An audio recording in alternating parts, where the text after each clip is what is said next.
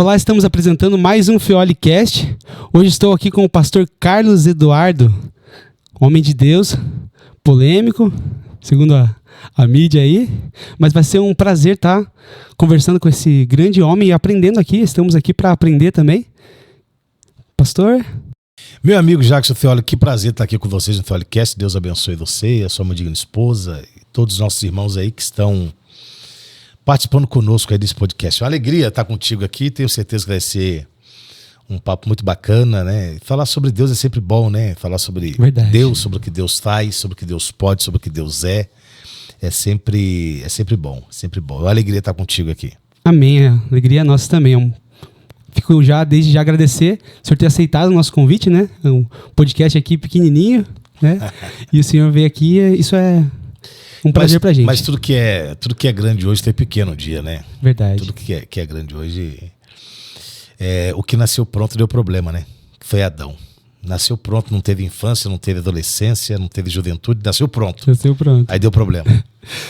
Amém. Pastor, gostaria de saber um pouquinho da sua conversão, como que foi o seu início, assim, como o senhor conheceu o evangelho, se o senhor já cresceu numa família cristã?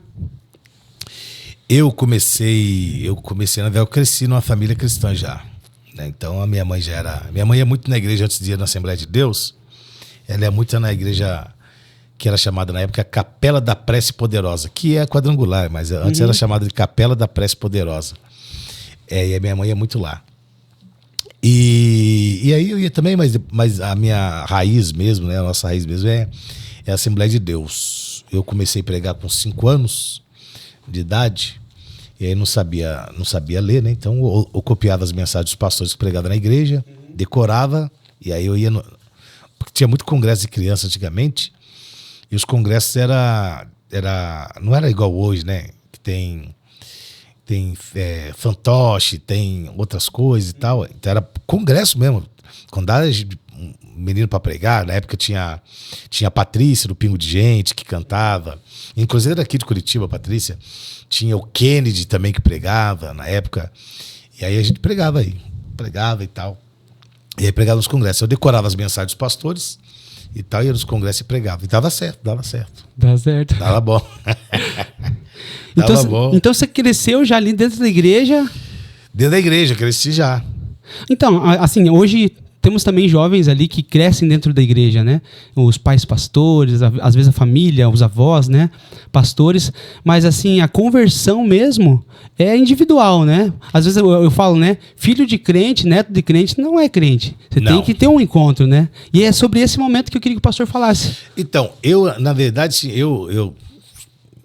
a gente tá dizendo agora, nasci na igreja, né?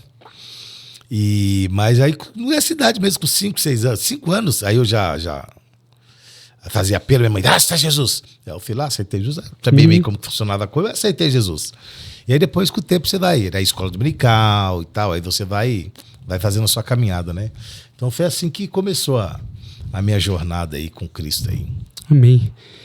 Pastor, aqui a gente viu que o senhor é teólogo, escritor, né? E tem esse seminário, Rugindo Alto. Nós temos um seminário teológico Rugindo Alto. Na verdade, rapaz, é engraçado, sabe, Jackson? Eu tinha um seminário que é as mesmas matérias, só era o nome da chamava SET, Seminário Teológico Imersos. E aí eu formei uns irmãos, mas eu não tinha essa habilidade que hoje eu tinha facilidade, né, dessas plataformas, né, e tal, que você vai lá, grava aula, coloca na plataforma, a pessoa vai lá e compra. E eu não tinha essa habilidade, já tinha plataforma, mas eu não tinha habilidade. Aí o que eu fiz? Eu formei uma galera dando aula pelo Facebook. Nossa. Fazia um grupo, tem aquele negócio de grupo secreto no Facebook. E até hoje tem o grupo aqui dos alunos aqui. Aí eu tinha o grupo secreto, e essa galera assistia aula lá comigo, lá no grupo secreto. Aí eu fazia doideira, eu saía era ao vivo. Às vezes eu saía do culto correndo e ia pra casa, chegava lá, e não tinha estúdio, nada, né? Só aquele pedestalzinho, colocava o celular ali, ó. Aí eu dava aula segunda-feira, das 10 às 11. Olha pra você que loucura, das 10 às 11 eu dava o curso básico, das 11 à meia-noite eu dava o curso médio. Aí eu fazia isso segunda e terça. Segunda e terça eu dava aula. Tinha dia que eu tava dando aula. Então, irmãos, vamos voltar aqui a matéria e tal. E aí foi uma galera boa. A maioria mora nos Estados Unidos. São de lá. E eu fui uma galera boa. E aí, eu fiquei 1 ano sem dar aula. Parei, não, tal. Aí, esse ano eu voltei de novo. Aí, coloquei Rugindo Alto. Os caras até perguntaram, por que tem que ser negócio de Rugindo Alto? Primeiro que eu gosto de leão, né? Meu animal preferido, se eu pudesse ter, eu ia ter uns 20 leões em casa, assim. Nossa. Porque é muito dinheiro pra ter leão, né? Come 10 quilos de carne por dia. Carne, hein? Aí tem um leão aí, bonito. Aí você não dá conta, não. E aí, eu não gosto de leão e eu coloquei Rugindo Alto. Que na verdade antes era Pensando Alto. Só que aí um cidadão aí registrou a patenteou, e aí eu não posso usar. Aí eu uso o Rugindo Alto. E ainda até um logo, eu queria até um logo, né? Rugindo Alto. Não tememos uivos, aprendemos a rugir. Legal. E aí, então, nós estamos aí. Começamos em janeiro, tem uma galera boa estudando com a gente, uma jornada boa teológica aí. E todo dia tem um aluno, 2, 3, 4, 5. E até o final do ano a gente forma essa galera no básico, aí depois tem o médio e depois tem o bacharelado em teologia. E ano que vem também eu vou dar aula de grego dentro da plataforma lá. Então nós estamos na caminhada aí. É um negócio legal, uma coisa boa que eu gosto de fazer. Eu acho que ultimamente eu gosto mais de ensinar do que de pregar. Porque eu lembro que um dia o Elias Torralbo, o pastor Elias Torralbo, estava ministrando e falou uma coisa que é bem verdade. Falou que o pastor Luiz Antônio, que já dorme com o Senhor, falou assim, que ia chegar um tempo em que você teria que pregar ensinando e ensinar pregando. Se você só ensinar, o povo vai te suportar ouvir. Se você só pregar, também o povo não vai aguentar. Então você tem que ensinar pregando e pregar ensinando. Então a gente consegue fazer as duas coisas hoje, né? Claro que você tem que estudar muito, você tem que buscar muito, né, conhecimento. Mas o curso teológico está lá, está uma bênção, a galera entra, as matérias são fáceis, eu procuro ser mais sucinto nas palavras, mais prático, né? Não usar muitos termos técnicos para não causar muita dificuldade. E tem uma galera boa estudando com a gente, tá bem bacana o curso teológico. Aí, uma vez por mês, a gente faz uma masterclass, né? Agora, dia 27 de junho, não, 27 agora, de maio, semana que vem, nós vamos ter uma masterclass sobre homilética. E a gente vai trabalhar essa área aí para ajudar os irmãos a montar mensagem e tal, essas coisas. É uma coisa muito legal. Da aula é muito legal. Você é professor também, né? Sou professor de música. É muito legal. Todo dia você aprende, né? Todo dia. Todo dia você aprende. Aprende com o aluno mesmo, né? Você aprende ensinando e aprende aprendendo, né? Exato. Então você aprende com os alunos, você aprende. Você aprende. A vida é um aprendizado eterno, né? Não acaba, né? Não tem como. Pastor, eu queria começar aqui já a aproveitar um pouco do teu conhecimento. Como o senhor definiria o nome Yeshua? Cara, sabe que o nome Yeshua, que a gente fala Yeshua brasileirado, né? Joshua, seria Joshua. Sabe que é o nome hebraico, é o nome comum, né? É o nome comum. Oséias, Josué e Jesus é o mesmo nome. É o mesmo nome. Eu costumo falar que Jesus é a parte humana de Deus, do Cristo, né? Que o Cristo é a parte divina, espiritual, o eterno, o espírito que não morre. E o Jesus é a parte humana, é humano. O Cristo habitou dentro de Jesus. Jesus era o homem, então. Jesus era o homem. O Cristo habitou dentro dele. Por quê? Porque não tem possibilidade de um espírito estar na terra se não tiver um corpo. Tanto o Espírito de Deus como os demônios, que também são espíritos desencarnados, eles só podem estar na terra se tiver um corpo. Se não tiver um corpo, não tem como. Lembra daquela história do Gadareno? Quando Jesus foi expulsar o demônio, ele disse, permite-nos entrar nos porcos, porque eles não queriam sair da região. Mas ele não tinha mais corpos para eles estarem. Então, eles entraram nos porcos. Por quê? Porque o espírito precisa de um corpo. Então, o Cristo é o espírito. Então, o Cristo precisa de um corpo. Por quê? Porque se você ler a Bíblia, algumas coisas é interessante, né? A Bíblia diz que nós somos a imagem e semelhança de Deus. Mas como você é a imagem de Deus se Deus é espírito? Não tem como você ser a imagem de alguém que é espírito. É porque nós não somos a imagem de Deus, nós somos a imagem de Jesus. Mas Jesus, Paulo disse isso em Romanos 8:29, que nós somos a imagem de Jesus. E por que nós somos a imagem dele? Porque antes de todas as coisas já havia um protótipo, né? Na dispensação do mistério, que são 8, os pentecostais pregam normalmente que existem 7 dispensações. Na verdade, são 8 dispensações. A primeira não é a dispensação da inocência, como eles falam, né, como a gente fala. A primeira é a dispensação do mistério. Essa eu não tinha ouvido falar do mistério. Está em Efésios. O Efésios capítulo 1, Efésios capítulo 3, Paulo fala sobre isso. Porque a dispensação do mistério é onde foi criado o mundo espiritual. Onde se deu a criação dos anjos, onde se deu a queda de Lúcifer, né, onde se deu todas essas coisas, esses seres foram criados na dispensação do mistério. E por que chama dispensação do mistério?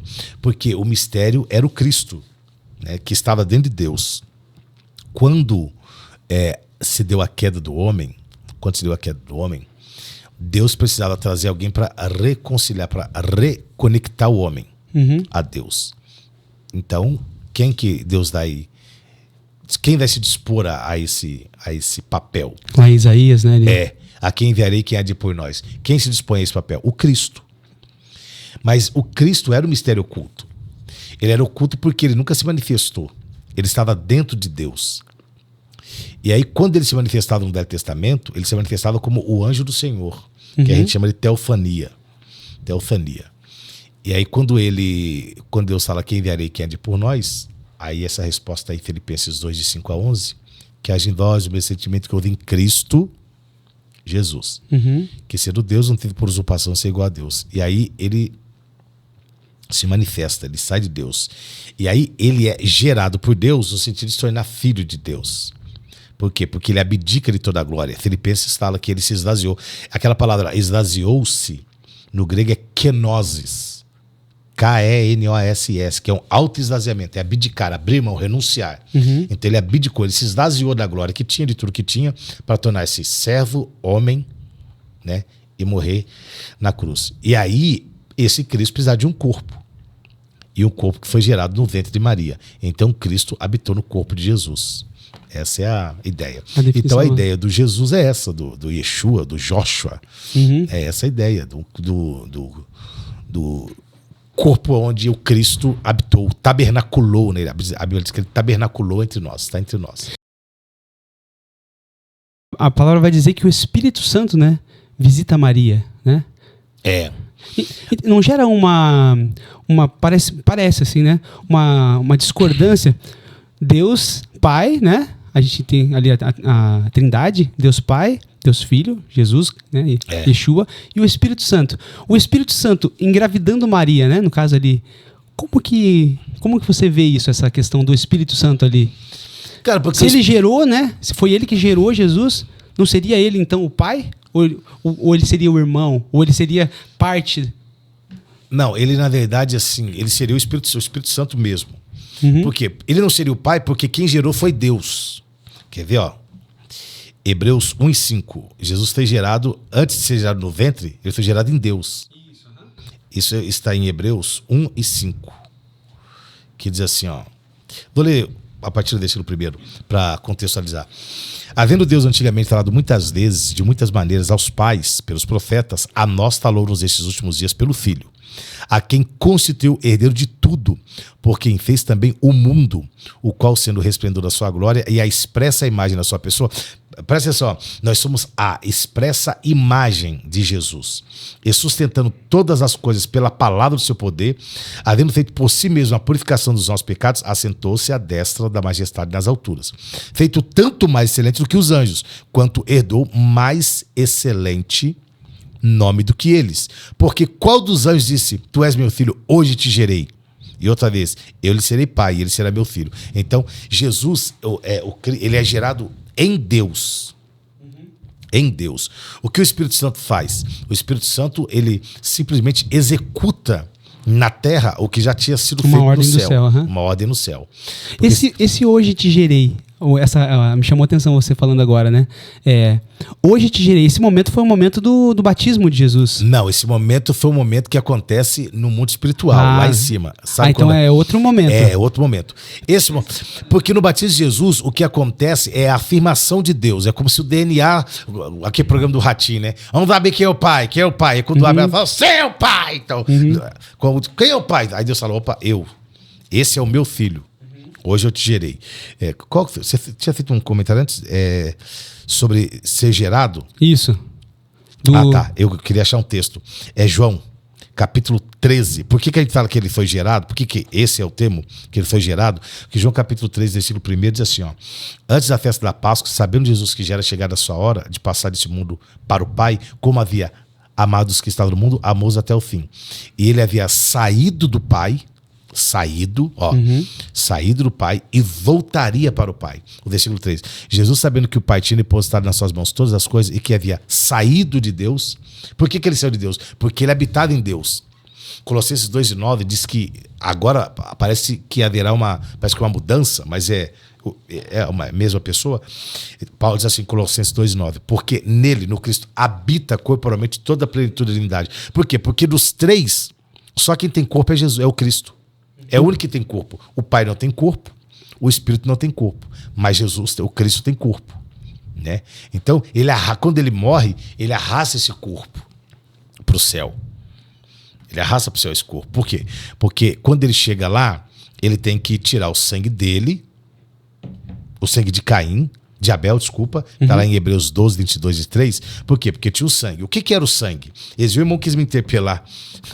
O irmão quis me interpelar esses dias, porque eu falei isso, coitado, mas ele não soube se explicar. Porque o que acontece ali é um processo de santificação. O que é santificação?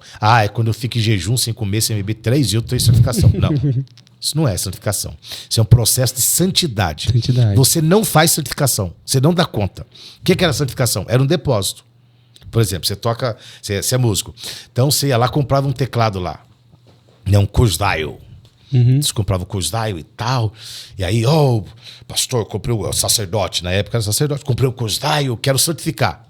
Quanto você pagou esse Kurzweil? Tem 10 mil, por exemplo. Muito bom. Então você tinha que dar uma oferta no valor de 10 mil, que era um depósito.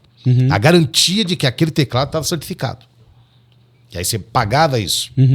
Como que nós pagaríamos pela nossa salvação, pela nossa santificação? Não tem como. Não tem como. Não dá conta. Então o que Jesus fez? Pagou como? Com sangue. Como ele vai pagar com sangue? O que ele tinha que fazer? Ele tinha que depositar.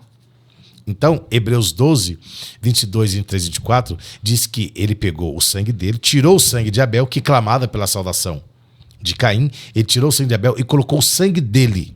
E a Bíblia diz que o sangue dele fala mais alto que o sangue de Abel. Por quê? Porque o sangue de Jesus consegue salvar todo mundo. Então, ele sai de Deus, pra gente não perder o raciocínio, ele sai de Deus, e lá no batismo, Deus afirma, esse aí é o meu filho. Porque até então, o mundo não sabia que Deus tinha um filho, o inferno não sabia que Deus tinha um filho.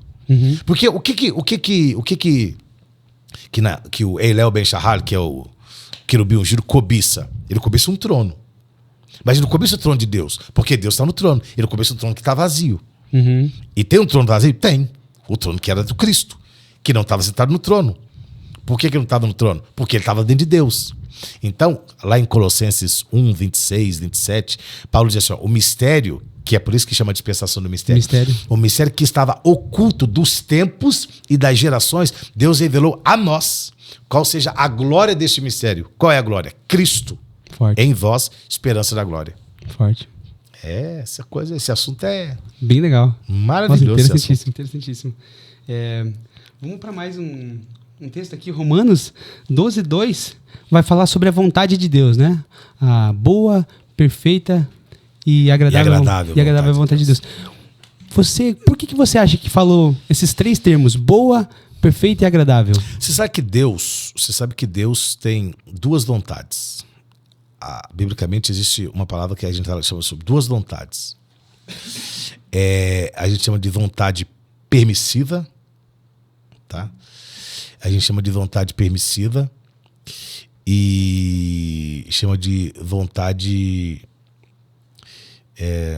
esqueci o termo. Deixa eu lembrar os termos, porque a cabeça tá cansada. As 2 vontades de Deus. Vontade permissiva e vontade perfeita. O que é a vontade perfeita de Deus? Que você seja próspero, que você ganhe dinheiro, que você tenha saúde, que você viva bem. Essa é a vontade permissiva de Deus. A vontade perfeita. Qual que é a vontade permissiva? É o que aconteceu com Jó. Tinha tudo, Deus permitiu. Que o diabo fosse lá e tomasse tudo que Jó tinha. E tem ainda outras 2 coisas sobre a vontade de Deus. Que é uma vontade que a gente chama de... que a gente não, né? A Bíblia chama de vontade telema, que é aquilo que Deus faz com a sua parceria. É você e Deus. Deus faz com a sua parceria. E tem a outra vontade de Deus que é chamada bolema, que é Deus faz independente de você. Deus não precisa de você para fazer. Ele vai e faz. Isaías 43, 13. Ainda antes que houvesse dia, eu sou. Ninguém pode escapar das minhas mãos. E se eu quiser operar, eu opero. Tem alguém aqui que vai pedir? Não, tudo bem. Essa é a vontade de bolema. Bolema. Deus faz independente de você. Bolema é grego? É, hebraico. Hebraico? É. Não, é grego. É grego. E a outra vontade é telema, que Deus faz com a sua ajuda. Moisés, eu tenho vontade de tirar o povo do Egito. O senhor tem, mas eu quero a sua participação nisso. Eu quero fazer uma parceria com você. Não, eu não vou. Então Deus convence Moisés aí. E Moisés vai. Então é telema e bolema. Telema é a parceria de Deus. E bolema é quando Deus faz independente de você. Dependendo de você querer ou não, Deus vai e faz. Agora, a vontade de Deus é o quê? Ela é perfeita. Boa, perfeita e agradável. Perfeita e agradável. Boa porque ele é um Deus bom. Né? Perfeito porque ele é um Deus perfeito. E agradável, às vezes nem sempre é agradável para nós. Mas ela se torna agradável a partir do momento que você entende o que Deus está proporcionando para você. Por que a vontade de Deus é agradável? Porque às vezes Deus dá a você o que você precisa e não o que você quer. E você pode não entender. Calma. Por exemplo, vamos pegar uma história clássica. Jacó, ele quer Raquel. Ele trabalha 7 anos por Raquel. Aí casa com Lia. A Bíblia é muito chique, né? Muito polida. A Bíblia diz que Lia tinha os olhos embaraçados. Eu já não sou polido, então Lia era vesga. Ela era vesga. Aí Jacó casa com Lia. Sem saber, porque tomou uns vinhos, né? Foi pra tenda, se deitou com ela. Quando ele acordou... Falou, amor, que amor? Minha cunhada. Falei, não, sou sua esposa, ele casou comigo. Como assim? Não. Daí lá, seu Labão e tal. Eu falei, não, querida, aqui é o seguinte, você casa com a mais velha, tem que desencalhar a mais velha, pra você poder ficar com a mais nova. O que é aquilo? Ali Deus ensina uma lição para Jacó e pra gente. Deus vai te dar o que você precisa. Depois ele vê o que você quer. E na vontade perfeita de Deus está aqui. E também na vontade agradável de Deus. Porque Deus não podia dar a Jacó alguém, a priori, como Raquel. Por uma única razão. Ela era linda, mas ela era estéril. Lia não. Lia não era estéril. Então Deus dá o que você precisa. Então casar com Raquel não daria a Jacó família. Casar com Lia daria. Então ele casa com Lia. Fica 7 dias de lua de mel. Casa com Raquel depois. E aí trabalha mais 7 anos. Então, a vontade de Deus, ela se encaixa nisso. Ela é perfeita, ela é agradável, ela é boa. Porque tudo que Deus faz é perfeito. Né? Tudo que Deus faz é perfeito. A Bíblia diz que Deus fez o homem perfeito, mas o homem procurou para si muitas invenções. Né? Você pode ver, Deus fez a pessoa lá. Cara, o jeito que Deus me fez tá bom, mas Deus tem bom gosto. Sim. Não, mas eu quero agora assim. Não, eu quero levantar isso aqui. Não, eu quero uma puxadinha assim. Não, meu nariz não gostei. Eu quero isso aqui. Não, eu quero a boca assim. Eu quero a boca... Cara, Deus te fez perfeito, você tá procurando invenção. Aí tem gente que inventa tanto que daqui a pouco o cara tá com o olho aqui assim, né? A outra parte aqui embaixo, a boca já tá meio do lado lá, o nariz já tá meio assim. Deformou tudo. Mas, ó, Deus fez ser perfeito, cara. Você que tá inventando moda aí, você que tá estragando. Você tá se estragando todinho aí, ó. Entendeu? Você citou Jó. Eu tinha uma pergunta aqui sobre Jó, eu vou aproveitar o gancho, tá? Que é a vontade permissida, né? É a vontade permissida. Jó, aqui a palavra vai dizer que, lá no versículo 42, capítulo 42, vai dizer que Jó, ele conhecia a Deus de ouvir falar, né? Ele falou assim, mas hoje os meus olhos te veem. E no começo, bem no início do livro de Jó ali, a gente vai ver, havia um homem na terra de Uz, cujo nome era Jó, justo, temente a Deus, desviava-se do mal, e ele sacrificava, né, pelos filhos ali ao Senhor, né, caso o filho tivesse cometido algum pecado. O que me intriga, né, nessa história de Jó é... Ele conhecia a Deus de ouvir falar, né, mas ele já sacrificava esse Deus, né? O que me intriga é quem falou de Deus para Jó. A verdade é assim, como ele era de uma turma, né, da terra de Uz ali, essa turma, eles eram tementes a Deus. Havia uma galera naquela região temente a Deus. E Deus sempre foi muito temido, muito... Esse povo judeu, essa turma, eles conheciam a Deus, né? Eles conheciam a Deus. Porque Jó é antes de Moisés, né? É Moisés que escreveu o livro de Jó. Isso. Moisés escreveu o livro de Jó. Mas antes de Moisés também é Enos, que foi o primeiro homem a orar. Que foi o primeiro homem a orar. Então havia um conhecimento de Deus, prévio de Deus, pelas pessoas que tinham passado por lá, por Enoque, que andou com Deus, por Noé e por tantos outros que passaram. Então, havia sim um conhecimento de Deus, já nessa parte aí. Por isso que Enoque conhecia Deus. E você vê que quando ele fazia esse sacrifício, o que você vê? Ele fazia isso de forma costumeira, porque todo mundo fazia. Então ele também fazia. Ele apresentava sacrifício a Deus, ele orava, ele era temente, ele era um cara bonzinho e tal. Não é Jó que dá testemunho de Deus. É Deus que dá testemunho de Jó. É Deus que dá testemunho de Jó. Porque só pode dar testemunho de quem você conhece. Deus conhecia Jó. Jó não conhecia Deus. Isso. E no final ele conhece, né? No final ele conhece Deus. Porque ele questiona Deus, né? Porque eu faço. Porque Jó é um cara que vai querer falar com Deus sobre as obras dele, né? Eu nunca me dei, não sei o quê. Aí ele falava, que saudade quando eu lavava os meus pés na manteiga e o Todo-Poderoso habitava na minha tenda e tal. Mas o senhor tá me fazendo passar por isso e tal. É como que se ele reivindicasse, sou um cara legal. E aí, quando fala assim, fim das palavras de Jó, aí acabou. Você pode ver que Deus não vai falar. Os amigos de Jó falam, a mulher de Jó fala, todo mundo fala, Deus não. Quando acaba as palavras de Jó, Deus fala, opa, agora é comigo. Aí a primeira coisa que Deus fala para ele é assim, cinge os teus lombos como homem. Aperta o cinto. Vai apanhar. Eu vou responder, já que você é bonzão, vou fazer umas perguntinhas básicas para você.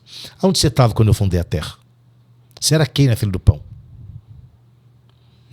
Quais os limites do mar? Responde para mim. Por que a águia faz seu ninho no alto do rochedo? Por que filhote de urubu grita quando está com fome? Qual o tempo das casas monteiras da luz? Ele falou, chega, parou, já entendi. Tudo certo, já sei. Eu sei que o senhor pode tudo. O senhor pode tudo. E nada do que o senhor pensa pode ser impedido. Eu reconheço isso. Agora eu reconheço. Aí ele fala, eu conheci o Senhor já, mas era só de ouvir falar. Porque até então, já não tem nenhuma experiência com Deus. Qual a experiência que Jó tem com Deus? Nenhuma. Ele orava. Fazia sacrifício pelos filhos. Fazia, tá no texto, né? Era o seu gado 7.000, ovelhas, seus filhos faziam banquete, e depois, decorrido o turno dos dias, seus banquetes, ele enviava e certificava, levantava de madrugada, oferecia o local segundo o número de todos eles. Porventura pecaram, blasfemaram contra Deus. Ele sabia tudo isso. Na teoria, ele era muito bom. Sabia tudo isso. Como que faz um sacrifício, como que faz o altar, como que abençoa os filhos, como que santifica os filhos e tal. Mas aí Deus está pensando, então legal, cara, agora eu vou te dar uma provinha aí para ver. Agora eu vou manifestar minha vontade permissida. Quando ele é provado, eu disse, que Deus é esse? Eu fiz tudo certinho, puxa vida, sacrifiquei, abençoei meus filhos, tudo certo. Que Deus é esse? Que me massacra, com meu bafo fede, que eu não consigo dormir, que eu tenho pesadelo à noite, sentado na cinza, coçando com... Porque sentado na cinza, porque era uma maneira de amenizar a dor. A dor. A dor. E eu tô aqui, e aí os caras assim, você pecou, porque Deus não faz isso com ninguém. Nem os amigos já conheciam Deus. A ideia que eles tinham é que Deus, você pecou, Deus pune, pecou, Deus mata. Pecou, então toma aí, ó. E essa era a ideia que eles tinham de Jó. De Deus. E aí Deus fala assim, não é essa a ideia, Jó. Vou te mostrar depois. Aí quando ele fala, eu conheci o Senhor só de ouvir falar. Agora eu conheço que o Senhor tem a vontade perfeita, que o Senhor tem a vontade permissiva, que o Senhor tem a bolema, que o Senhor tem agora eu conheço, agora eu entendi. Agora eu entendi. Agora eu compreendi. Então ele vai compreender um Deus que te dá, que te prova, que tira, que põe, que dá, que depois tira, dá o dobro. Aí Jó conhece. Conhece tanto que ele não ora agora só pelos filhos. Agora ele tem condição de orar pelos amigos e abençoá-los. Porque abençoar os filhos era normal, na cultura judaica é normal abençoar os filhos, porque o pai é uma autoridade. Agora, abençoar os amigos, você precisa de mais do que ser uma autoridade. Sim. Você precisa ser amigo de Deus. Mais do que ser bonzinho, né? Você precisa ter vindo uma experiência com Deus. Você nunca vai poder conduzir alguém onde você nunca foi. Se você nunca tocou guitarra ou teclado, fala assim, você tem que sentar e fazer isso aqui. Você já tocou? Não. Como que você pode me ensinar o que você não sabe? Então, você não pode conduzir alguém no caminho que você nunca foi. Então é isso que Deus fala para Jó. Eu vou te dar experiência, você vai sofrer, passar por isso aqui, para eu te mostrar como funciona. Aprendeu? Então, agora você abençoa os seus amigos, porque eu só vou abençoá-los se você orar por eles. A bênção dos amigos de Jó dependia de Jó. Passava por Jó. Passava por Jó. Entendeu? E a bênção passa. Deus falou assim, vai lá e pede para Jó orar por vocês. Entendeu? É porque eu conheço ele. Vocês conhecem ele também aí da vida básica. Eu conheço Jó na intimidade. Então, às vezes a gente acha que falar de Deus é falar com Deus. Tem muita gente falando de Deus sem falar com Deus. E Jó, né, era ali se a gente for pegar a história, ele era contemporâneo de Abraão, né? De Abraão. Então, assim, e ele era mais rico do que Abraão. Mais rico que Abraão. E assim, essas riquezas, né? A Bíblia vai falar que ele era muito rico. Falando de riqueza, né? Hoje muito se fala de prosperidade. Como o senhor define prosperidade? Prosperidade é viver bem com aquilo que você tem. Esse é o conselho de prosperidade. Paulo diz, tendo o que comer, o que vestir, o que beber, esteja satisfeito. Só que isso não te impede de ambicionar, de desejar mais, de querer mais. Não é uma ambição aquela assim, só vou derrubar o Jackson porque eu vou tomar, eu quero, porque tem essa ambição. Que essa é a inveja já, né? Que beira a inveja, o cara quer o que é seu. Agora, a ambição é aquilo que diz lá, determinando tu alguma coisa, você estiver firme o teu coração e a luz brilhará no seu caminho.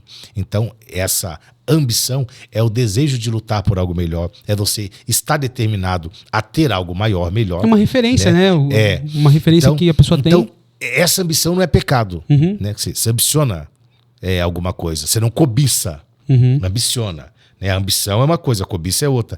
E Tiago fala, vocês cobiçam muito, mas vocês não têm nada. Por quê? Porque é cobiça. Né? Então, o que eu entendo? Prosperidade é isso. Paulo vai falar, eu gosto muito do texto de Paulo de Filipenses 4, quando ele fala para a igreja de Filipos assim, recebi tudo, tenho abundância e estou suprido, desde que Epafrodito me passou as mãos aquilo que vocês me deram. Aí ele faz uma ressalva. Não que eu esteja passando necessidade. Eu aprendi a contentar-me com o que tenho. Eu aprendi a ter escassez e aprendi a ter abundância.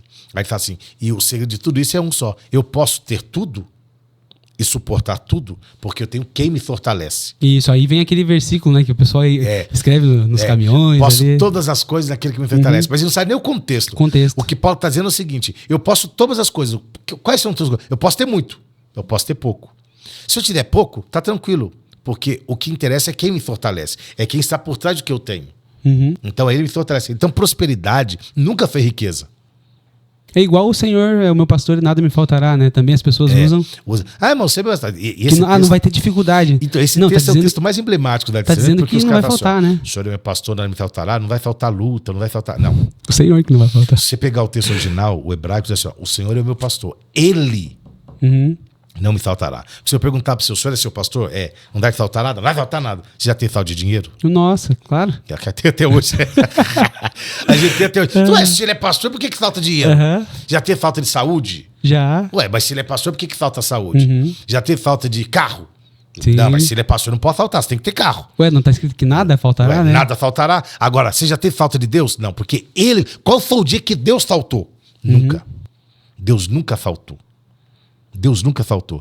Segundo as Crônicas 15, hoje de manhã eu estava mencionando isso para uma pessoa. Diz assim, o Senhor está convosco, enquanto você estiver com Ele. Se você o deixa, Ele te deixará. Se o buscar, Ele vai permitir ser achado. Então assim, Ele não vai faltar. Ainda que eu... E Davi ressalta isso. É que a gente gosta de dizer, nada me faltará. Ele diz assim, ainda que eu ande pelo lado da sombra da morte, o Senhor não vai faltar. Existe o vale. Né? O Senhor não vai faltar. Se eu andar lá, o Senhor não vai faltar. O Senhor vai estar lá. Tá? Se me faltar qualquer coisa, tudo bem. Aí ele fala, e depois do Salmo 27:10, ele ressalta isso. Quando o meu pai e a minha mãe me desamparar, faltou pai, faltou mãe. O Senhor não vai faltar, o Senhor vai me acolher. Então, quem não falta é Ele. Falta tudo, mas Ele não. E Paulo ressalta isso. Eu posso ter muito. Eu aprendi a ter abundância, mas também na escassez. Não é sobre o tanto, é sobre quem fortalece. E quem me fortalece é o Senhor. Então eu posso todas as coisas. Eu posso ter muito, posso ter pouco, posso ir na pé, posso dar... Eu posso tudo. Eu posso todas essas coisas, eu posso. Porque tem alguém que me fortalece. Prosperidade nada mais é do que viver bem com aquilo que você tem e ter um Deus que cuide de você. Todo crente é próspero. Mas nem todo crente é rico. Tem ímpio que não é próspero. Tem ímpio rico que não é próspero. Tem gente pobre que é próspero. Porque prosperidade e riqueza não está ligado. Não tem conotado. Não é uma coisa, não é uma conexão. Por quê? Porque riqueza é dom.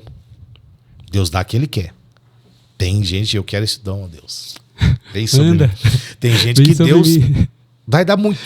Tem gente que Deus vai dar o suficiente. Tem gente que Deus vai dar com abundância. Para alguns ele dá o pão nosso de cada dia. Né? Então a gente tem que entender essa ideia. Porque a teologia da prosperidade, ela tomou uma dimensão muito grande nas igrejas. E ela também, e também não tem só a teologia da prosperidade. Tem a teologia da miséria. Você precisa ter casa, precisa ter carro, você tem uma casa no céu. Não, eu não quero casa no céu, eu moro na terra. Eu quero uma casa aqui na terra. Depois que eu tô pro céu, eu tô conversa. Mas por enquanto aí eu tô aqui na terra. Depois, mas... Né? Por enquanto eu tô aqui na terra. E aí, pra consolo, eu lembro quando eu era moleque, pra consolo, se você não fica preocupado, olha pro seu irmão de lá no céu, você vai ser meu vizinho. Né? Como se o céu fosse o conjunto habitacional, né? E tivesse uma casinha do lado da outra. Ô, Jacques, e aí, beleza, amigão? Como é que foi a noite? Foi boa, só, tamo junto aí, quer tomar uma casa. Não é um conjunto habitacional. O céu é uma casa. Uma casa. Com muitos cômodos. O Jesus fala assim, ó, não se turbe o vosso coração, crede em Deus, crede em mim. Na casa do meu pai há muitas moradas. E faz uma metáfora com a casa do judeu. Que a casa do judeu é uma casa, mas com muitos cômodos. Porque normalmente quando você ia na casa do judeu, você não ia lá almoçar e ir embora. Você ficava 7 dias lá, na casa do judeu, passava dias na casa do judeu. E o judeu te dava sinal que ele queria que você fosse embora. E como que era o sinal? Está lá no Salmo 23. Unges a minha cabeça com óleo e o meu cálice transborda. Quando o judeu enchia o seu cálice, enchia. Era sinal que era para você ir embora. Se ele transbordasse, ele dizia, pode ficar, que você é bem-vindo aqui. Então tinha que transbordar o cálice, não bastava encher. Deu. Então quando o judeu transbordava, eu disse, opa, posso ficar aqui. Se ele encher seu cálice, é hora de dar tchau. Entendeu? Então as pessoas passavam muitos dias. Por isso quando chegava, lavava os pés, dava beijo, lavava os pés, tinha todo um ritual para você ficar lá. Entendeu? Então era uma casa que tinha muitos cômodos. Foi isso que eu disse. Na casa do meu pai tem muitas moradas. Dá para muita gente morar lá. Muita gente morar. Não é que você vai ter uma casa no céu. A casa continua sendo de Deus. Continua sendo dele. Isaías 66 diz, o céu é o meu trono. A terra é o estado dos meus pés. E Salmo diz, o céu dos céus é o céu de Deus. Mas a terra ele deu aos homens. Haverá uma nova terra, né? Uma nova terra. Uma nova terra, né? Por quê? Porque aquela oração do Mateus 6, venha a nosso reino, ela vai cumprir, né? A ideia central de Deus foi trazer o céu para a terra. E ele trouxe o céu para a terra através do seu filho. Ele trouxe o céu para a terra. Né? Através da igreja. A igreja representa o céu. Pelo menos deveria representar o céu. Então, nós somos representantes legais de Deus na terra. Então, somos embaixadores, né, de Deus na terra. Então, essa é a ideia. Então, essa ideia de prosperidade, que a igreja ensinou muito tempo depois, a teologia da miséria. Teve muito irmão que morreu e nunca comprou uma casa, porque não precisa. Isso é coisa material. Se eu pudesse comprar bem umas 10, umas 2 aqui em Curitiba. Minha família vivia ali no aluguel, e passando prova, dificuldade. Por quê? Porque não, Deus. E os pastores que pregavam isso tinham casa. Interessante, né? Eu queria falar um pouquinho sobre o Salmo 19. Salmo 19? Isso. Vai dizer ali, o versículo 7, né? Vai dizer que a lei de Deus é perfeita. E a gente vê muito se falar hoje nas igrejas sobre a abolição da lei, né? Eu venho falado isso com vários convidados aqui. O que o senhor pensa a respeito? Tem a graça, né? Tem a hipergraça agora. Então, assim, como que o senhor vê esse âmbito? A lei, a graça, a lei foi anulada, não precisa mais, agora é só a graça. Qual a sua visão a respeito disso? A verdade é assim, ó, Jesus veio cumprir a lei. Nele foi cumprida toda a lei. Nós vivemos um período da graça, que não é mais fácil do que a lei. Era mais fácil a lei. Sim. A lei facilitava mais. Por exemplo, na lei só era considerado adultério se o cara fosse pego no coito, fazendo ali, ele e a pessoa. Era adultério. Na graça, se você olhou, você já adulterou. Ficou mais difícil. Ficou mais difícil. Então, Jesus cumpriu a lei. Toda a lei se cumpre em Jesus. Se encerra em Jesus. Só que Jesus pega da lei e faz toda a lei e resume ela em 2 coisas. Ama a Deus e ama o próximo como a ti mesmo. Isso é a lei. Então, eu não sou dessa onda que a lei acabou a lei. Não. A lei continua. Só que a lei transformou-se em 2 coisas para nós. Ame a Deus. Aí você pega o decálogo todinho. Não, ama a Deus. Se você amar a Deus, você cumpre todo o resto. Ama a Deus e ao próximo. E a graça, eu falo isso, a graça não é de graça. Não é de graça. A graça custou. Costumo dizer isso. Custou um alto preço. Custou. Eu venho aqui, toco seu teclado. Quanto custa o teclado? Tá, é de graça. Ah, tá. Pergunta pro Jacques, foi ele que pagou. Então, teve um preço. E se teve um preço, já não é de graça. E mesmo você não pagando, Você tem que fazer alguma coisa para ser salvo, né? Não é a ideia. Alguns têm a ideia de Calvino, né? Dos calvinistas, que uma vez salvo, sempre salvo e tal. Mas a graça dada a nós é pago, cara. Você paga renúncias, tem que renunciar. Isso é um preço. Pô, eu gosto disso aqui. Eu gosto. Então, mas pro céu não dá. Tem eu costumo falar, né? Tem a graça comum, que é a graça que ela abrange o mundo, né? Porque Deus amou o mundo de tal maneira que entregou o seu Filho para que todo aquele que nele crê não pereça, mas tenha vida eterna. Então essa graça comum, ela alcança a todos que creem, né? E aí tem a graça que é salvadora, né? A graça salvadora, ela é diferente. Que é de Tito, né? Porque o Filho de Deus se há manifestado, trazendo salvação a todos os homens. Então, assim, essa graça salvadora que é a perigosa. Né? Porque, Deus me ama. A graça belezona, Deus me ama e tal. Deus te ama do jeito que você é. Não, se Deus me amasse do jeito que eu sou, não precisa mandar Jesus. Tá tudo certo. A graça salvadora impõe algumas coisas. Impõe confissão, impõe renúncia. Confronta, né? Ela te impõe posição, ela te impõe, ela te confronta, ela não te conforta. Ela diz, mas ela é condicionada. Se alguém quiser vir após mim, se, é tudo condicional. Se quiserdes, se ouvides, se obedecedes, se atentares, há uma graça condicionada. Porque graça é uma palavra muito abrangente, né? O fulano é cheio de graça. É um cara engraçado, né? E Deus achou graça diferente. Em alguém diferente. Entendeu? A minha graça te basta. Então, graça é uma palavra assim, nossa, que tem muita coisa. E José achou graça. E fulano achou graça aos olhos de não sei quem, ou seja, ele gostou do que viu, ele se apaixonou pelo que viu, ele teve simpatia pelo que viu, também é graça. Então graça é um assunto muito abrangente, né? Vários sentidos ali, né? Agora, a graça salvadora, ela exige de você alguma coisa. Cara, porque assim, seria muito fácil, né? Alguém vai lá, morre, e você, beleza, morreu, tá bom, é nós, estamos juntos, bora pro céu.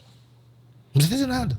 Não tem nada. Carregar uma cruz, não precisa. Tem aquela da predestinação, né? Porque Deus nos predestinou em Cristo antes da fundação do mundo, e a pessoa pega esse versículo isolado e aí quer... Aí sabe o que é engraçado? Acho que é Romanos 8. Acho que é 8 ou 11. Romanos 8. Paulo fala sobre a predestinação. A nova vida debaixo da graça. Acho que capítulo 29, versículo 29. Paulo aborda isso aqui, ó. Ele fala assim, porque os que Deus conheceu também predestinou para serem conformes à imagem de seu filho. Aí essa palavra predestinação que os caras amam, só que é predestinou, é um predestino, pode ser mudado. Isso, é um pré, né? É um pré. Eu tenho um plano pra você. Igual a gente tem... Pré-pago. Tem filho, né? Eu gostaria que meu filho fosse músico. Você predestinou seu filho. Isso, meu pai é um construtor. Meu pai... Não, quero que você seja engenheiro. Meu pai tinha um pré-destino pra mim. Mas aí a gente escolhe, né? O destino é mudado. O destino a gente que faz. Jeremias 29:11, né? Eu que sei que pensamentos que tem a respeito de vós, pensamentos de paz e não de mal. Ok? Gostou do pensamento? Beleza. Mas você tem o fim que você deseja. Qual o fim que você deseja? Céu, beleza. Então, inferno. Não, aí já é outra coisa, já é o que você está desejando, é o que é o seu fim. Cara, todo mundo tem o fim que deseja. Eu tenho uma guerra grande com as pessoas, porque eles falam que amor é um sentimento. Eu digo que não é sentimento. Amor é uma escolha. Deus amou. Deus escolheu. Escolheu. Eu escolho. Deus amou muito também que deu seu filho. É uma escolha de Deus, uma decisão de Deus. Amor é escolha e decisão. Você decide amar alguém. Você sabe o preço que você pode pagar por isso? Você sabe quanto você pode sofrer por isso? Você sabe as consequências disso? Deus amou tanto que entregou, né? Por que ele amou, ele entregou. Deus sabia das consequências de amar o mundo? Sabia. Qual? Ter que dar o filho. Deus sabia das consequências? Sabia. Qual? Que não seria amado por todos. Deus sabia da consequência? Sabia. Qual? Que alguém iria blasfemar contra ele, outros não iam nem acreditar que existe Deus. Deus sabia das consequências. Entendeu? Mesmo assim, o amor dele foi tanto que ele deu seu filho. Para quê? Para que alguém cresce. Eu preciso crer nessa história. Então, amar é um ato de crer também. Eu te amo. Eu não acredito. Então não adianta. Você acredita que eu te amo? Acredito. Então pronto. Você não vai perecer. Por quê? Porque eu te amo. Então, tudo que eu puder fazer por quem eu amo, eu vou fazer. A palavra perecer é a palavra grega, que quer dizer não perder o controle. Para que todo aquele que nele crê não perca o controle. Então, você não perde o controle quando você crê. Você crê? Crê. Então, eu não perco o controle. Tá tudo certo, eu não vou perder o controle, porque eu creio. Ai, calma, você não crê em Deus? Então, por que você está perdendo o controle? Você não precisa bater a cabeça, ficar louco. Não, porque não aconteceu, porque... Calma, queridinho. Você não crê? Não perca o controle. Crer em Deus é não perder o controle. Crer e ter fé é a mesma coisa? Existe o crer e o confiar. Eu faço, às vezes eu faço diferença entre crer. O crer é você acreditar que existe. O confiar é você dizer assim, tá bom, do jeito que tá. Qual a diferença? Eu conto a história de uma mulher, de uma senhorinha, um rapaz estava passando de um prédio no outro, assim, altíssimo. Só aquele cabo de aço assim, e ele ia atravessar o cabo de aço, sem nada, sem nenhuma segurança. E todo mundo, não faça isso, pelo amor de Deus, sai daí. E a velhinha gritava, meu filho, você consegue, eu acredito em você. E o rapaz foi, pai. Ela falou, acredito nele, eu sabia que ele ia conseguir. Eu tinha certeza, a senhora conhece ele? Não, mas eu acredito nele. Aí ele falou, vou voltar agora empurrando um carrinho de mão. E o povo, não, pelo amor de Deus. Ela falou, meu filho, acredito em você. Aí ele falou assim, então sobe aqui, você entra no carrinho. Ela falou, jamais. Então, a gente crê em Jesus. Até um ponto. Eu creio. Mas você confia? Então. As irmãs de Lázaro creram em Jesus. Elas criam em Jesus. Que se Lázaro estivesse doente, ele poderia curar. Ele podia curar. Mas quando Lázaro morre, elas não confiam. Mas já faz 4 dias. Se o senhor estivesse aqui, nem... Mas como o senhor não veio... A ressurreição era algo distante para elas. Então, né? assim, o confiar é algo que está lá. Né? Confiar é entregar. E os que confiam...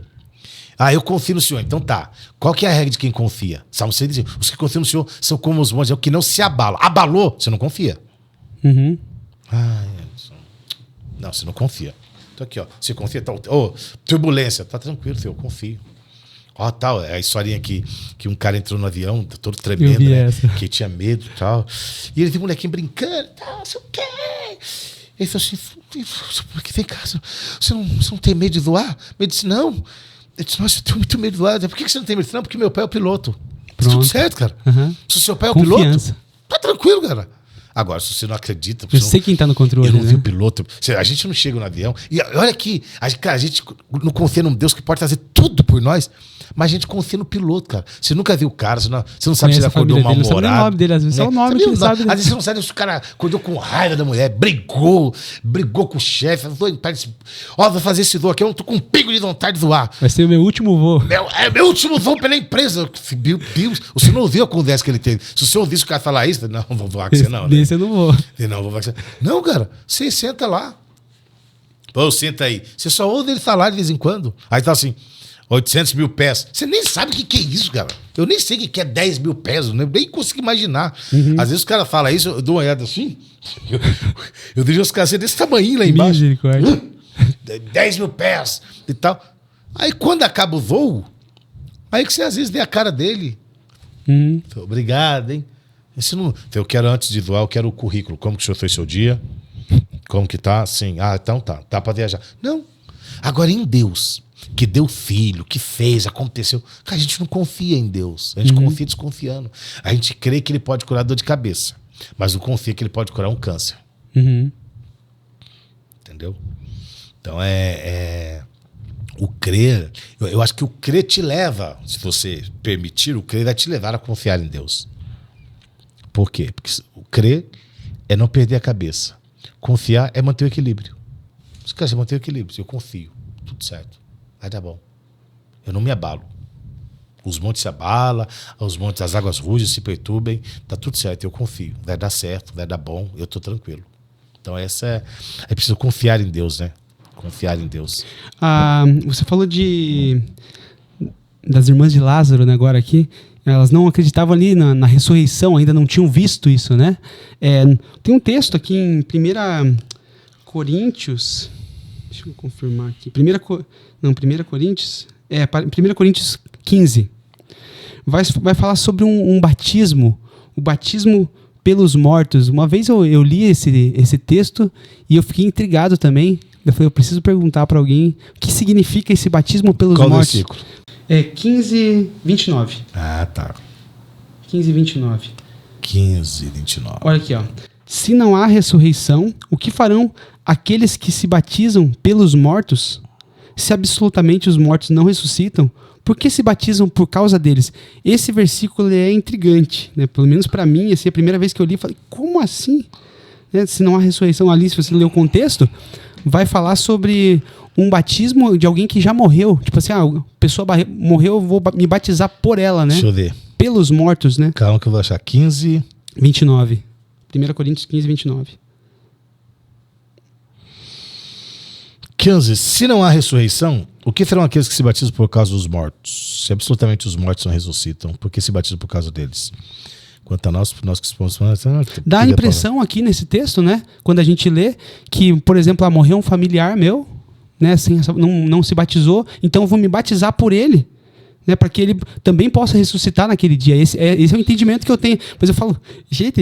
Se não há ressurreição, o que farão aqueles que se batizam? Pegar o contexto dessa palavra de Paulo. O que ele está falando? Está falando sobre a ressurreição. Sobre a ressurreição. Sei que eles não ressuscitou, mas isso que éramos considerados e tal. O último inimigo ser tragado, porque ele sujeitou todas as coisas aos seus pés. Se não há ressurreição, que farão aqueles que se batizam por causa dos mortos. Pegar o contexto. Quando, porém, tu estiver sujeito a ele, pode sujeitar aquele todas as coisas que ele sujeitou, a fim de que seja tudo em todos.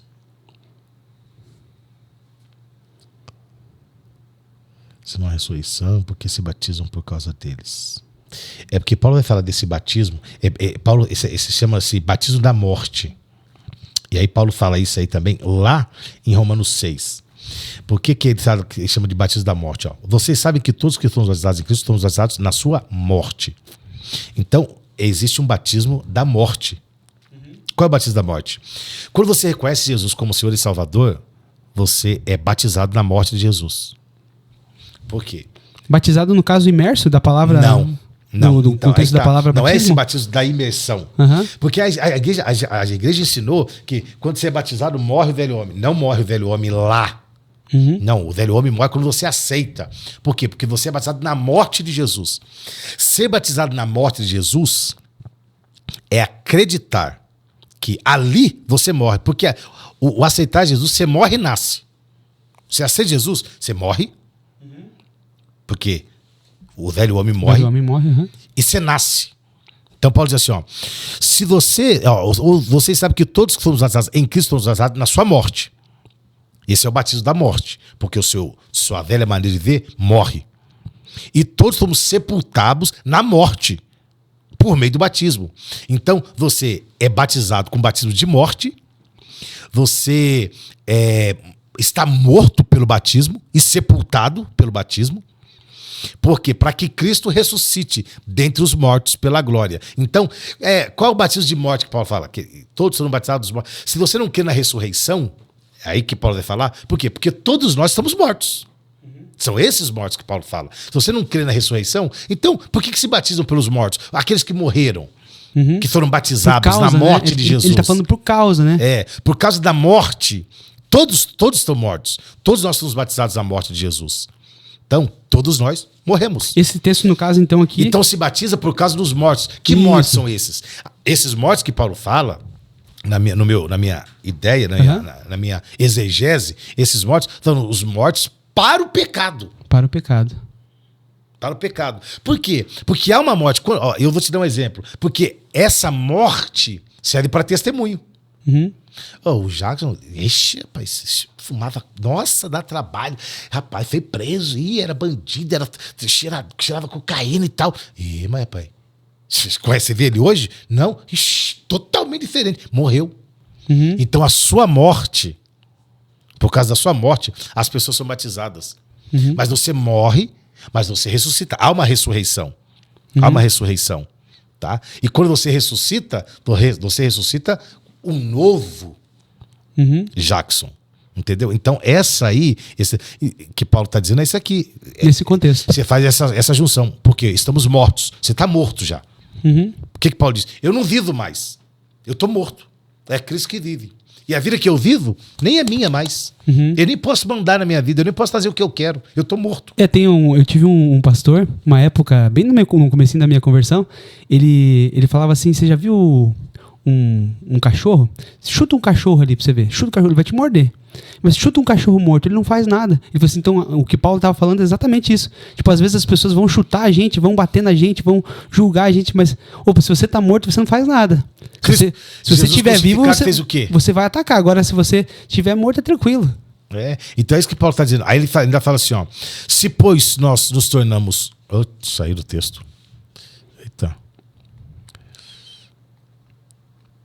Aí ele fala assim, ó, se pois nós nos tornamos unidos na semelhança da sua morte, certamente o seremos também na sua ressurreição. Então assim, porque ele vai usar o testemunho da sua morte. O cara vai dizer, você é uma outra pessoa, hein? Lógico, você já morreu, Esse Jackson aqui não é o mesmo Jackson. Sim. Entendeu? Então é esse que todos somos batizados. Como nós vamos... Então é sobre esse batismo, o batismo da morte. Todos nós aceitamos Jesus, pronto, já foi batizado. Por isso que eu até falo com uns amigos meus, assim, que os caras falam assim, e o ladrão da cruz? Você vai ser batizado? Não, ele foi batizado. É só ler o texto. Ele foi batizado no batismo de morte. De morte. E foi sepultado na morte por meio do batismo. Top. Explicado? Explicadíssimo. Pastor, a gente já está caminhando para o fim aqui, temos um pouquinho de tempo, mas eu gostaria que o senhor deixasse uma revelação assim da palavra, que para o Senhor foi algo assim fantástico. Você fala, cara, a maior revelação que eu tive na palavra foi essa. Tem uma que, cara, eu sou apaixonado por essa revelação. Apocalipse capítulo 5.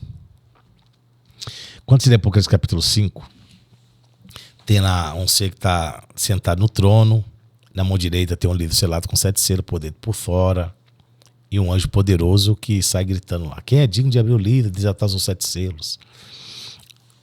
Aí o versículo 3 que pega, só, nem no céu, nem na terra, nem debaixo da terra, não tinha ninguém capaz de abrir o livro, nem de olhar para ele. Aí o pensamento é assim, calma aí. No céu não tem ninguém que pode resolver, não tinha ninguém que pode resolver o problema? Não. Na terra? Não. Debaixo da terra? Também não. E aí você vai pensando, né? E a pergunta que não cala é, aonde então, porque onde Deus estava, você sabe. Ele está no trono. Onde Jesus estava? No céu? Diz que não. Na terra? Diz que não. Debaixo da terra? Também não. Sabe onde está essa resposta, Jackson? Em Daniel. Esse cara é um texto, como o povo diz, é um texto doido. Daniel capítulo 9, eu acho. Versículo 13. Deixa eu ver se é isso mesmo. Não. Daniel 7 e 13. Ó, alguém sentado no trono, tal, aquela coisa toda nós já falamos. Contigo no capítulo 9, versículo 7, capítulo 7, versículo 9, 7, 9. ele diz assim, ó, eu olhava e tronos foram colocados. O ancião de dias, que é o mesmo que João viu lá, só que João não viu como ancião, ele viu alguém sentado no trono. O ancião de dias se assentou, veste branca, cabelo, diante dele saiu um raio, Aí ele fala assim, ó, continuei a observar por causa das palavras arrogantes e tal. Aí continua no versículo 13, pra gente ser sucinto, ele fala assim, ó, na minha visão durante a noite, vi alguém semelhante ao Filho do Homem, vindo com as nuvens do céu. Ele se aproximou diante de dias e foi conduzido à sua presença. Ele recebeu a autoridade, glória e o reino. Aqui tem a revelação de onde Jesus estava. Tá? Onde ele estava? Ele estava vindo com as nuvens. Tá, mas ainda não bate muito, né? Aí você vai para Atos, capítulo 1. E aí você vai ver quando que essa visão aconteceu. Essa visão aconteceu aqui, ó. Versículo 9. Tendo dito isso, foi elevado às alturas, enquanto eles olhavam, e uma nuvem o encobriu à vista deles. Então, ó, não tinha ninguém no céu, na terra, nem debaixo da terra. Por que não tinha ninguém no céu? Porque não tinha chego. Por que não tinha ninguém na terra? Porque já tinha saído. Ele estava envolto nas nuvens. Por que não tinha ninguém debaixo da terra? Porque no terceiro dia ele ressuscitou. Cara, essa história é magnífica. Porque isso está acontecendo aqui, mas no mundo espiritual já estava acontecendo alguém clamando. O que João vê no capítulo 5 do Apocalipse é retroativa. É como o making off do que estava acontecendo. Se João não mostrar para você enquanto ele estava subindo, eu vou mostrar para você o que estava acontecendo aqui em cima. Estava querendo saber quem era digno de abrir o livro. Então, o que João viu já tinha acontecido. Já tinha acontecido. Era Jesus subindo, o ancião de dias. Daniel já tinha visto o ancião de dias, os tronos, os livros. E aí ele podia abrir. Aí é mais emblemático, por quê? Porque quando você vendia uma terra, está lá em Levítico 25, a terra não era vendida por perpetuidade, não era sua para sempre. Ao cabo de 50 anos, eu tinha que ir lá e comprar a terra de volta. Tinha 2 escrituras, uma aberta e uma selada. A aberta ficava com você que comprou. A selada ficava na mão do juiz. O juiz não podia abrir. Ele não comprou a terra não era dele. Ao cabo de 50 anos, eu tinha que resgatar a terra. Só que lá tinha algumas cláusulas. Se você empobrecer, se o seu irmão empobrecer e não puder comprar a terra de volta, ele tem que fazer o quê? Um parente remidor vai lá e compra por ele. Vamos colocar isso na prática. Adão pecou. Ele perdeu a terra pro diabo. Só que a terra não é do diabo. Mas o diabo tem o controle da terra. Adão empobreceu. Alguém tem que pagar para ter de volta. O que Deus fez? Mandou Jesus, que é o nosso parente remidor. Ele pagou por nós. Pagou o nosso pecado, pagou nossa dívida. Voltou pro céu e disse, o livro selado aí é de dívida. Não, pode me dar. Eu já paguei. Por isso que ele coloca lembra aquela história do sangue? Por isso que ele coloca o sangue, que é um depósito. O sangue nada mais é, a santificação nada mais é que um depósito. Quando ele coloca lá, diz quitei, dá o livro. O pai não pode abrir, o juiz não pode abrir o livro. Só pode abrir o livro quem comprou a terra. Então Jesus pode abrir o livro e desatar os selos. Essa pra mim foi a maior revelação que eu... Eis aí o cordeiro, né? Eis aí o cordeiro. Não chores, eis aí o leão na tribo de Judá. Aí quando ele vê o cordeiro. Por que é leão? Porque como no céu não tem pecado, ele é leão. Ele só é cordeiro, não tem pecado. Então, mas como o João tá lá, João vê ele como cordeiro. Como cordeiro. Não, eu vi de pé, no meio do trono, um cordeiro. E a chegada dele muda o diagnóstico do céu. Por quê? Porque até ali, o que canta, isso é bom pra você que é músico, até ali, o que o céu cantava? Santo, santo, santo. Quando ele chegou, não canta mais santo, santo no céu. Eu vi você falando sobre isso. Canta um novo cântico. Então, o que cantava no céu não é mais o que canta no céu. E hoje, o céu canta também o que a igreja canta. Dependendo dos hinos que vocês estão cantando por aí, o céu não canta, não. Essas músicas horrorosas que vocês pentecostais cantam, o céu não canta, não. O céu só canta louvor. E os que não gostam de worship, é mais aquele nível que o céu canta. Porque é música que adora Deus. Não são músicas antropocêntricas, são cristocêntricas. Esse negócio de, eu vou te ajudar. Deus não canta pra ninguém, não. E agora Deus vai cantar pra você. Mentira, Deus não canta pra ninguém. Deus gosta que canta pra ele. J38 diz que quando Deus criava todas as coisas, as estrelas cantavam. Esse assunto do worship, né? Isso aí vai longe, né? Mas eu falo assim... Worship, eu sou músico, né? O que me incomoda no worship não é a música em si. A letra em si. É você ficar ali 2 acordes, 2 horas e meia, né? Mas quantos acordes você acha que tinha no Santo Santo? Não digo nem por isso. Mas assim, o worship, quando você... quando se instituiu isso, quando começou isso, pra mim, na minha época, começou o worship, foi lá com David Keelan. Então era um cara assim que tinha já mergulhado na palavra, estava na igreja ali no ambiente de adoração, surgiam os espontâneos, né? Aí que era o worship, né? Da época minha, worship era isso. Era espontâneo. Espontâneo. E aí então esse era o verdadeiro worship. Por quê? Porque a pessoa já viveu antes, né? O que se faz hoje é você colocar um pad aqui no teclado ali e você começa a forçar um ambiente, né? Tipo, tem pessoas que nem têm essa profundidade. Poxa, o David Keelan, se você pegar as letras deles ali, das canções... Eder Soares, Antônio Cirilo, isso, né? São assim, são louvores maravilhosos, né? E que isso, tipo assim, um momento, eram momentos, né? De adoração que virou uma regra. Né? Hoje não se vê, vamos fazer uma música de guerra, louvores de guerra, né? Aqui, de batalha, agora eu quero um louvor de guerra aqui. Hoje Deus está falando comigo, falando esse louvor de guerra. E aí, como é que faz? Os músicos nem conhecem, né? Fala assim, agora vamos fazer um louvor com a igreja aqui de celebração. Os músicos ficam, meu, mas qual que tem de celebração que tem? Uai, daí volta lá pra trás, né? Daí você pega lá... Aí tem que recorrer. Daí você fala, vamos pegar Trazendo a Arca, Toque no Altar, Filhos do Homem, vai ter que pegar a música lá de trás, porque hoje não se tem. Então a prerrogativa que a gente usa para assim, falar do worship não é tipo falar mal do worship, né? Mas é tipo assim, gente... Busquem mais na palavra, né? Busquem se aprofundar na palavra para vocês terem outros ambientes dentro do culto, né? Porque às vezes a pessoa chega no culto endemoniada. Como é que você vai trazer um ambiente de adoração já a pessoa nem conhece? Então, o que eu acho bom, o que eu acho legal nessa galera que canta, é porque também tem essa mania de americanizar tudo no Brasil, né? Worship. Uhum. Adoração, né? É adoração. Desses louvores, o que eu acho legal é que porque o louvor em si, porque eu diferencio louvor de hino. Uhum. Hino, todo mundo tem. Hino, a harpa tem um monte de hino. Uhum. Que não é louvor nenhum, é só hino mesmo. Só hino. Uhum. Time de futebol também tem hino. Tem hino. Uhum. Agora, louvor é o que você exalta a Deus. Isso é louvor. O resto é hino. Uhum. Shiri Carvalhais. Tem muitos hinos. Uhum. Muitos hinos. Louvor, não tem.